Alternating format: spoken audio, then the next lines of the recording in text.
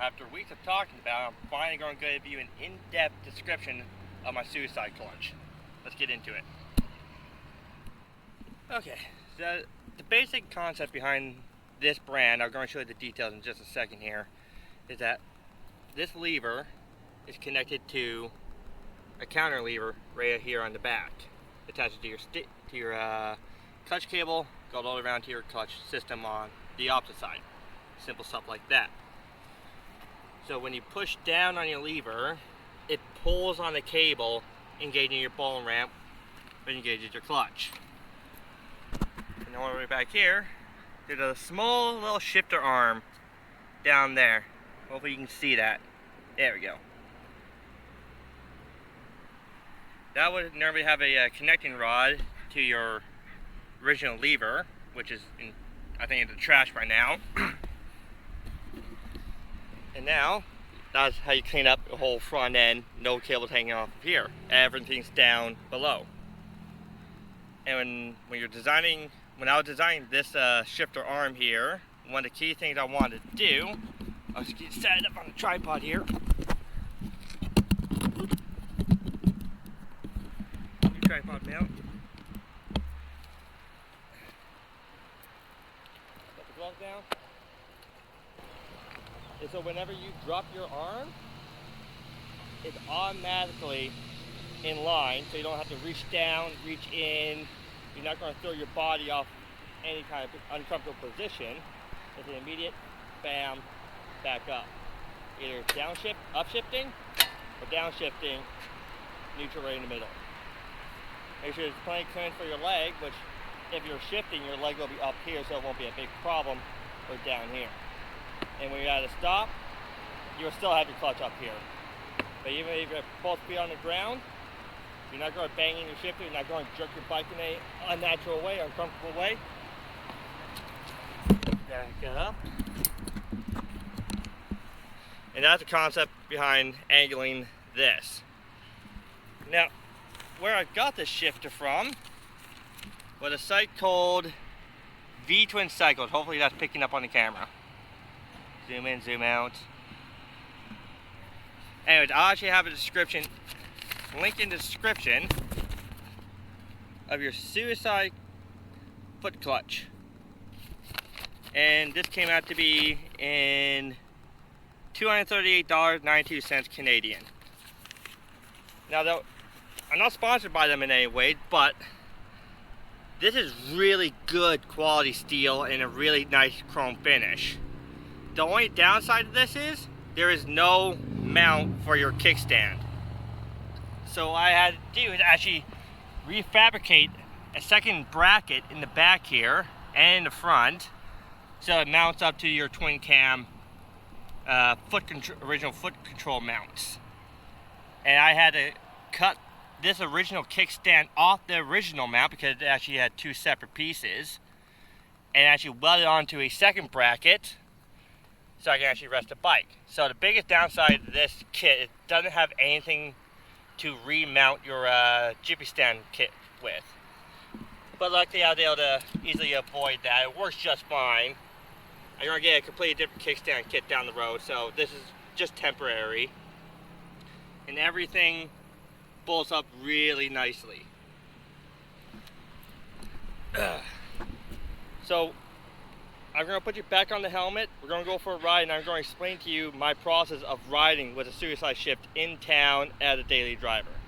So I'm going to get on the helmet, see you in a minute.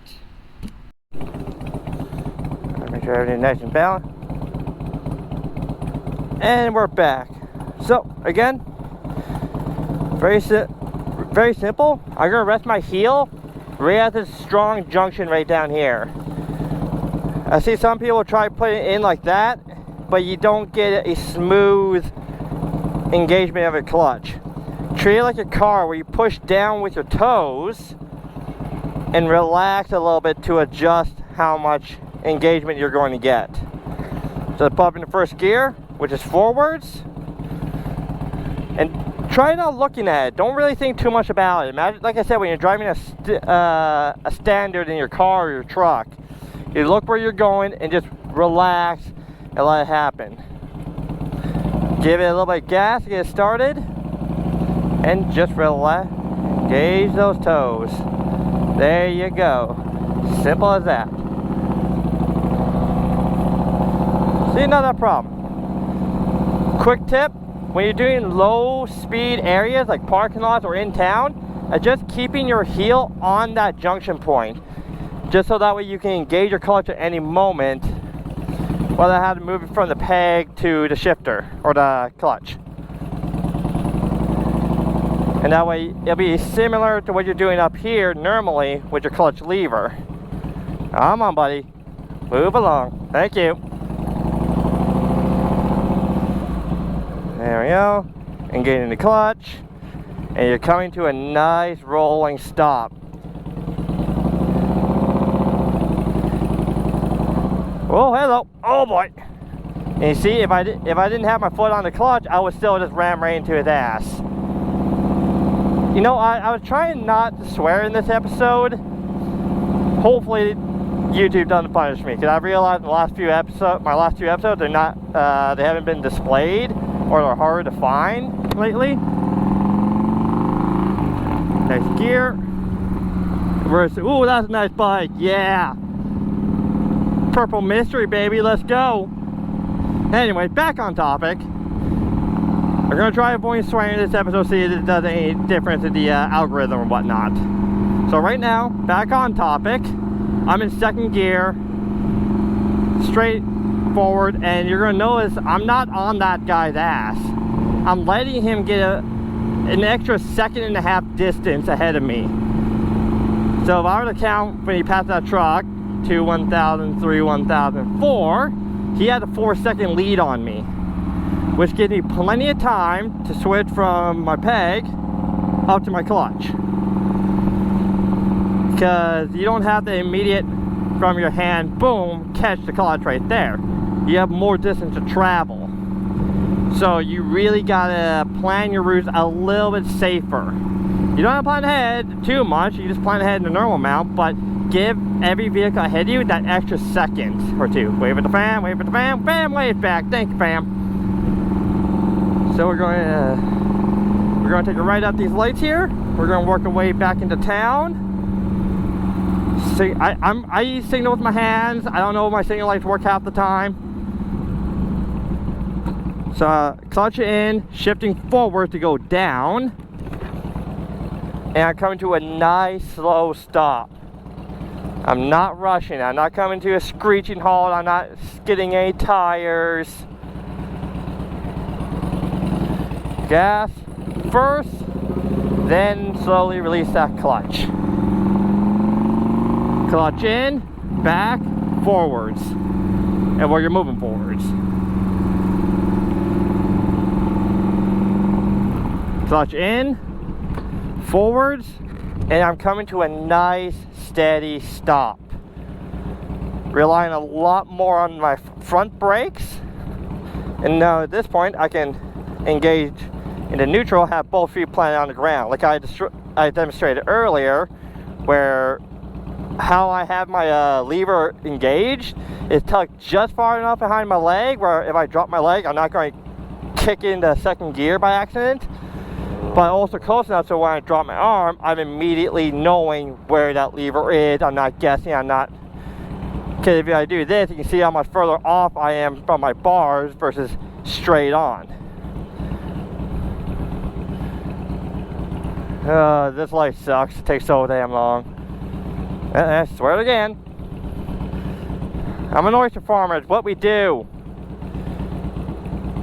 Wave at the fan. I don't think he sees me. But at this point, I know my turn is coming up next. Engaging the clutch. Popping the first gear. I always like to make sure you get that little extra tap.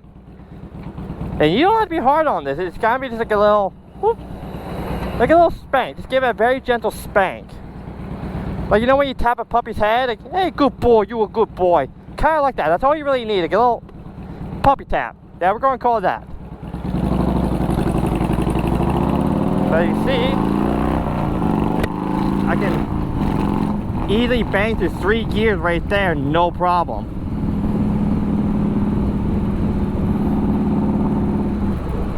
But see, red light up ahead, which is why this is going to be the perfect episode for this, because there's plenty of red lights. But I'm stopping ahead of time. I'm giving myself extra time to slow down to come to the nice gentle stop. And another thing I realized, when you're putting pressure on the left side, your bike will naturally want to kind of lean to the left. So just before, like say, 2 seconds before you come to a stop, shoot out your right leg. Now transfer more motion back center or back to the right where you want it. Second gear. So coming with your leg out to the right like that, as you come to a stop, will lead you up to success. Or more successful. You're going to lean it, you're going to pop off the clutch, and you're going to stall it. You see me do it in almost every video so far. Haven't done so far. Fingers crossed. Because that would be the most awkward time to give an explanation today. Now I have to go all the way back to can tire, redo this whole episode, delete some of this footage, and take 2. So far there's been 1 take. Let's keep it going. So like I said, I have a significant, the band has a significant lead on me, so in case he hits the brakes, my foot's on the lever, 1 month out, is a 1 second.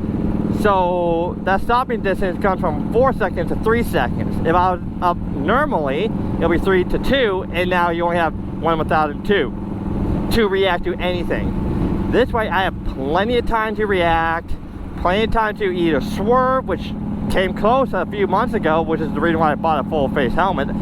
I'll even that story another time. Signal, hand signal, clutch in.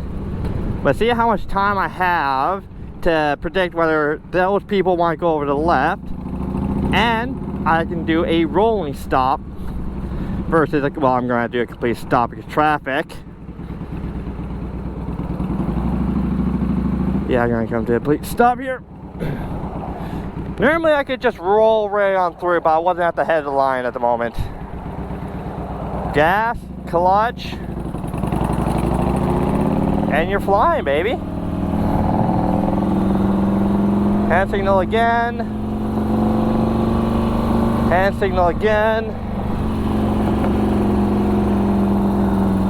Clutch in.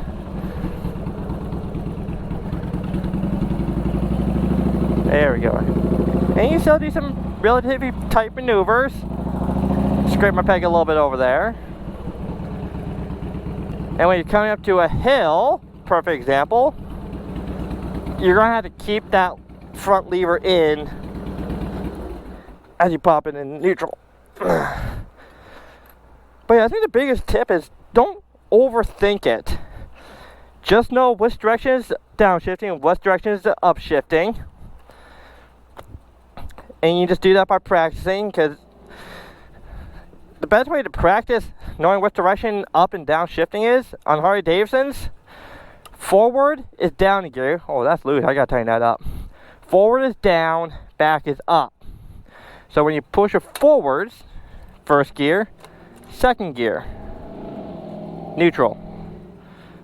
Or at least I'm hoping that's neutral. Yeah, that's neutral right there. I'll find out in a moment. Yeah. So it's relatively simple. It's just those small tweaks of how you manipulate your body. Because like I said, you're putting a lot of pressure on this side, which will cause the bike to want to lean to the left as it comes slower and slower to a stop. And to counteract that, you swing out your right leg, which straightens you up and lands you like that, which keeps your clutch in the whole time in case you gotta make a quick getaway. But I'll get into, but that's the general setup I have for this. I don't always recommend this to anyone who lives in hills like I do, because you're going to use a shit ton of that front brake. I don't know why people build choppers with no front brakes.